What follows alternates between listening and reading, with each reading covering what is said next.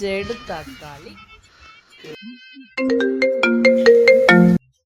Hello മോളെ. അതെ, ഈ അമ്മച്ചി വടിയൊന്നും ആയിട്ടില്ല.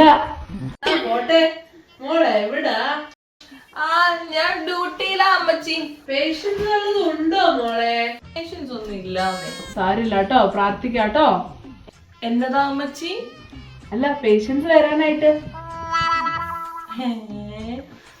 അപ്പച്ചനെന്തിയേ? അപ്പച്ചന്റെ കാര്യമൊന്നും പറയണ്ട. രാവിലെ തന്നെ അപ്പുറത്തെ വീട്ടിലെ ലൈൻ ശരിയാക്കാനാന്ന് പറഞ്ഞ് പോയിട്ടുണ്ട്. മിക്കവാറും നിനക്കൊരു രോഗിനെ എന്തായാലും കിട്ടും. അമ്മച്ചി, എനിക്ക് പേഷ്യൻസ് വരുന്നുണ്ടെന്ന് തോന്നുന്നു. എങ്കിൽ ഞാൻ വെക്കട്ടെ. എടി കൊച്ചേ, ഒന്ന് റീചാർജ് ചെയ്തേക്കണേ. ഓക്കെ അമ്മച്ചി, ചെയ്തേക്കാവേ. അപ്പൊ ഇതിനാണ്